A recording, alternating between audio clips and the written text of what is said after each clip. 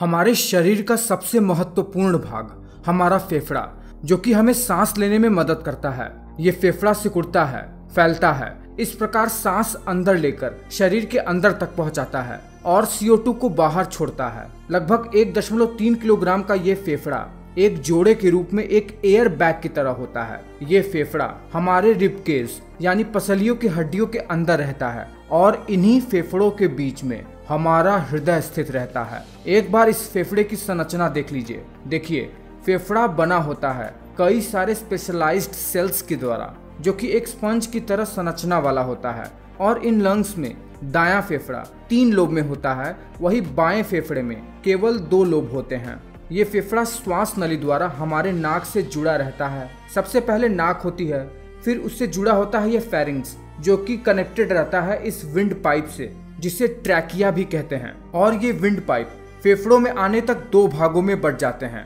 जहां ये फेफड़ों में बिल्कुल पेड़ों की जड़ की तरह फैल जाते हैं, बहुत सारी शाखाओं में, जहां इन जड़ जैसी शाखाओं के अंत में बिल्कुल एक गोल बॉल की तरह एक संरचना होती है, जिसे एल्वोलाई कहते हैं। और ये जड़ जैसी संरचना होती है फेफड़े के अंदर। तो अगर हमें ये जानना है कि फेफड़ा काम कैसे करता है, तो सबसे पहले हमें ये जानना होगा कि मनुष्य सांस कैसे लेता है। देखिए, फेफड़ों द्वारा सांस लेना सही मायने में देखें तो एक अनैच्छिक क्रिया है। मतलब अगर हम चाहें भी तो इस क्रिया पर अपना नियंत्रण नहीं कर सकते हैं।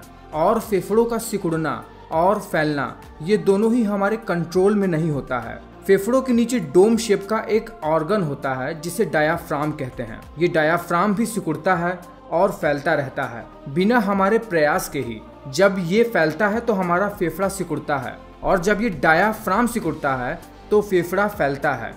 जब फेफड़ा फैलता है तब हम सांस अंदर की ओर लेते हैं, और जब हमारे लंग्स सिकुड़ते हैं तो हम सांस बाहर की ओर छोड़ते हैं। तो चलिए फेफड़ों के कार्य को शुरुआत से देखते हैं। देखिए, पहले तो डायाफ्राम के सिकुड़ने से फेफड़ा फैलता है, जिसकी सहायता से नाक सांस यानी एयर को भी अंदर की ओर लेती है, जो नाक यानी नेजल कैविटी से होते हुए श्वसन क्रिया में शामिल हो जाती है। आप देखते हैं कि नाक के अंदर कुछ चिपचिपा सा पदार्थ होता है। जब नाक से वायु को अंदर की ओर लेते हैं तो इस एयर में बहुत सारे वायरसेस, बैक्टीरिया और पैथोजेंस होते हैं, और नाक में मौजूद ये चिपचिपा पदार्थ, जिसे म्यूकस भी कहते हैं, अपने अंदर इन वायरसेस, बैक्टीरिया को चिपका कर शरीर में अंदर जाने से ही रोक देता है।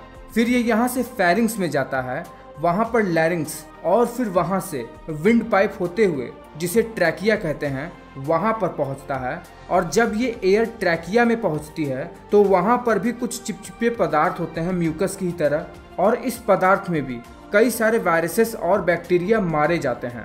फिर ये विंड पाइप 2 भागों में बंट जाता है, और इन 2 भागों में बटे हुए शाखाओं को ब्रोंकाई कहते हैं।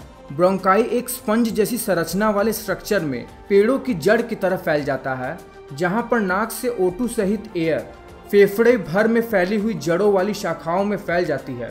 और इन जड़ जैसी शाखाओं के अंत में एक गोल बॉल की तरह छोटे छोटे एयर बैग्स जैसी संरचना होती है, जिसे एल्वेलाई कहते हैं, जिसके ऊपर blood vessels, mainly blood capillaries, चिपकी हुई होती हैं। जब एयर एल्वेलाई पर आती है तो वहां से O2 के मॉलिक्यूल्स चिपके हुए ब्लड कैपिलरी में मौजूद ब्लड के हीमोग्लोबिन के साथ बाइंड हो जाते हैं। फिर ये ब्लड मनुष्य के हृदय की तरफ बढ़ता है, जहां से पूरे शरीर में ये ब्लड फैल जाता है। पर जब एयर में O2 हीमोग्लोबिन के साथ बाइंड होती है, तब उसी समय ब्लड में मौजूद CO2 गैस इस एल्वेलाई के पास अंदर जाकर डिफ्यूजन के द्वारा इस एल्वेलाई के अंदर डिफ्यूजन द्वारा चला जाता है, जहां से फेफड़ा इन CO2 गैसेस को शरीर से बाहर निकाल देता है। नाक के द्वारा जो हम गैसेस एक्सहेल करते हैं, वो यही CO2 गैस ही होती हैं, जो कि मेनली वेस्टेज होती हैं। तो आप समझ ही गए होंगे कि फेफड़ा काम कैसे करता है और ये ह्यूमन बॉडी के लिए कितना इम्पॉर्टेंट है।